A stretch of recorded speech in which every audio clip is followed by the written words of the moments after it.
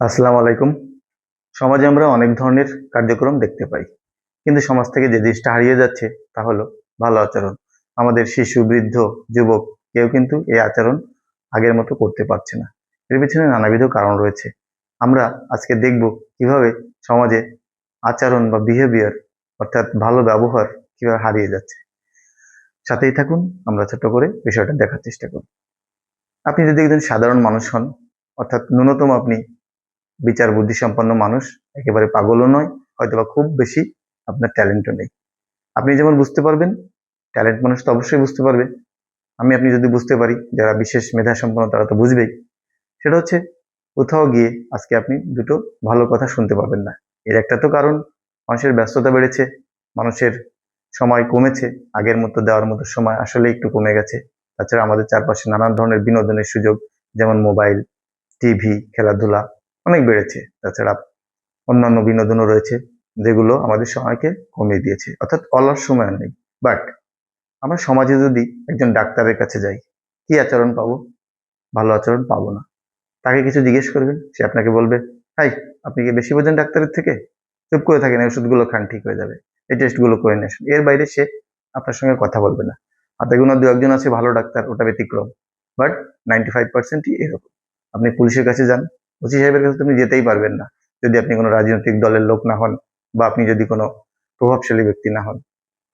আপনি AC land অফিসে যান, সেম চিত্র। চেয়ারম্যান, মেম্বার, ডিসি সাহেবের কাছে যান, একই ধরনের অবস্থা। আপনি বিশ্ববিদ্যালয়ের একজন শিক্ষকের কাছে যান, একই পাবেন। আপনি যান না হাই স্কুলের একজন শিক্ষকের কাছে, তার কাছে যদি আপনার সন্তান না পড়তে চায়, আপনি ভালো ব্যবহার পাবেন না। একেবারে চরম বাস্তব। এটা আমার মনে হয় যারা আমার এই কথা শুনছেন, প্রত্যেকেই কম বেশি ফিল করেছেন। আপনার একজন ভ্যানওয়ালাও আজকে ভালো ব্যবহার করতে চায় না, কারণ সেও সমাজের অংশ। সমাজে যদি কোনো জিনিস ঘটে, সে তো তার বাইরে না।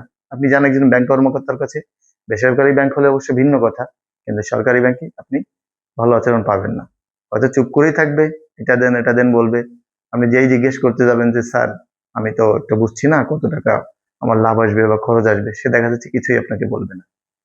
আর দেখবেন পাবেন, যা পাবেন আমরা কি খেয়ে নেবো নাকি আপনার টাকা, কিন্তু বলবে না যে এত টাকা এত লাভ ভাই। এটা আমাদের একটা ট্রেন্ড হয়ে দাঁড়িয়েছে।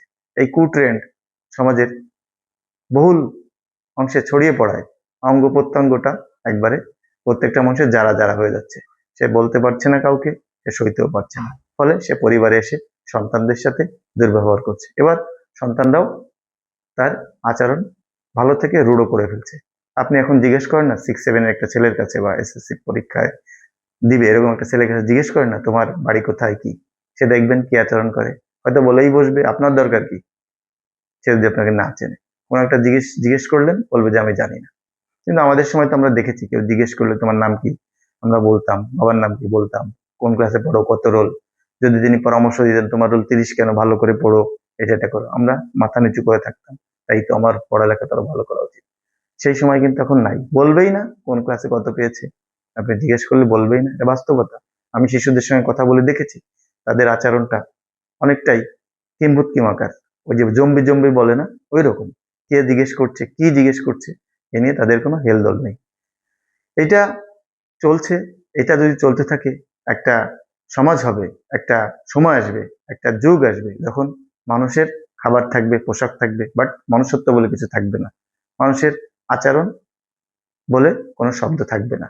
সব হয়ে যাবে মানুষ একাকী, ওই সোশ্যাল মিডিয়া নির্ভর, বা একান্তই আত্মকেন্দ্রিক। কিন্তু এটা কেন হলো?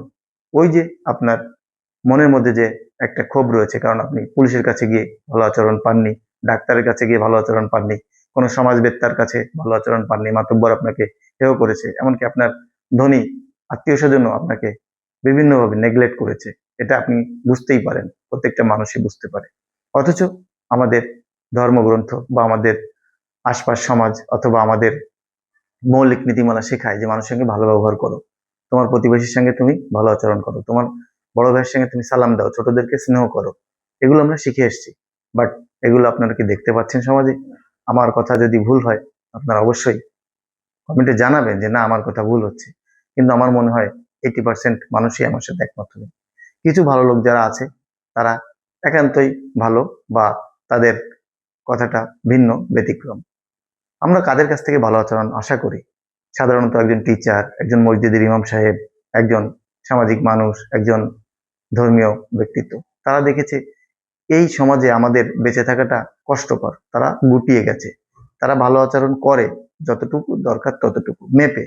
অর্থাৎ একটা মানুষের জীবন পুরোটাই যে ভালো আচরণ দ্বারা গঠিত হতে পারে, পুরোটাই যে একটা মানুষের কাজে লাগাতে পারে, পুরোটাই যে একটা সমাজের গ্রহণযোগ্যতার ভিতর দিয়ে গিয়ে সেই সমাজকে এগিয়ে নিতে পারে, সেই ধারণা চেঞ্জ হয়ে যাচ্ছে। এতে আমরা কলুষিত হচ্ছি এবং পুরো সমাজ এর কোড়াল গ্রাস থেকে বাঁচতে পারছে না। তাহলে কি এভাবেই চলবে? আমাদের সমাজ কি আর আলোর মুখ দেখবে না?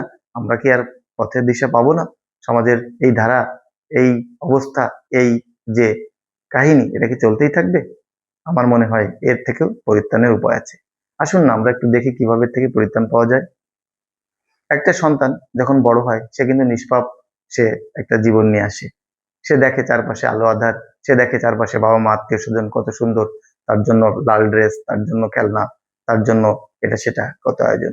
সেই সন্তানটাই যখন প্রথম বাবার কাছে আঘাত পায় বা মায়ের কাছে আঘাত পায়, কারণ ওই বাবা বাইরে থেকে খারাপ আচরণ দ্বারা তৃপ্ত হয়ে আসছে, অতএব সে সন্তানকে সে ভালো কিছু দিতে পারছে না। সন্তানের কোনো আচরণে বা সন্তানের মায়ের কোনো আচরণে সে ক্ষুব্ধ হয়ে সন্তানের মাকে আঘাত করছে। ওই শিশু যে ছোট্ট 2 বছর, 3 বছর, 5 বছর, সে ওই আচরণই পাচ্ছে। সে পারছে না কোথাও এটা বলতে, সে তার বন্ধুদের সাথে এই নেগেটিভ আচরণ করছে বা এই রূঢ় আচরণ করছে। তার বন্ধুরাও সেম, তারাও খেলাধুলার মধ্যে হয়তো একটা গালাগালি দিচ্ছে। এখন ছোট বাচ্চারা গালাগালিটা অনেকটাই স্বাভাবিক হয়ে গেছে, আমি দেখেছি। এটা আমার চোখের সামনে ঘটা দৃশ্য, আমি বলছি। কেন? সে তো হয়তো বাবা মার কাছে শিখেছে, সে হয়তো আর বন্ধুর কাছে শিখেছে, বন্ধু হয়তো তার বাবা মার কাছে শিখেছে, চলছেই। এবার এরাই সমাজে কদিন পরে বড় হচ্ছে এবং সমাজটা কলুষিত হয়ে যাচ্ছে। বাট উপায় যদি আমরা খুঁজতে চাই, প্রথমত শিক্ষক এবং পিতামাতা এর ভূমিকা বেশি করে রাখবে। শিক্ষক ক্লাসে শেখাবেন, বাবা তোমরা গালাগালি করবে না, পরস্পর ভাইয়ের মতো চলবে, তোমরা একে অপরকে সহযোগিতা করবে। আমরা ছোটবেলায় যে গল্প শুনেছি বাইজুদ বুস্তামি, বা যে গল্প শুনেছি আব্দুল কাদের জেলানি, সেই তথ্যগুলো আমরা সমাজে কি পাচ্ছি? বই কিতাবে পাচ্ছি না। এগুলো ফিরিয়ে আনতে হবে। সর্বোপরি যার যার সন্তান তার তার কাছেই শিখবে, এটা হলো বেসিক আইডিয়া। অর্থাৎ আমরা যারা বাবা হয়েছি তারা যদি সমাজে ভালো একটা দৃষ্টান্ত রেখে যেতে চাই, পরবর্তী প্রজন্মকে যদি আমরা কিছু দিতে চাই, প্রথমে পরিবার থেকেই আমাদের ব্যবহার ভালো করতে হবে। পরিবারের সাথে সুআচরণ এবং নমনীয়তা দেখাতে পারলেই সন্তানরাও আস্তে আস্তে ভালো হবে। সাথে সাথে শিক্ষক, মসজিদ, মাদ্রাসা এবং সমাজের অন্যান্য দায়িত্বশীল ব্যক্তিরা যদি সঠিকভাবে তাদের আচরণগুলো করতে পারে, এতে পয়সা লাগছে না, এতে কারোর জন্য ট্যাক্স দিতে হচ্ছে না, জাস্ট একটু ভালো আচরণ, একটু কষ্ট, একটু সহ্য, একটু ধৈর্য, নিশ্চয়ই সমাজে এগিয়ে আসবে।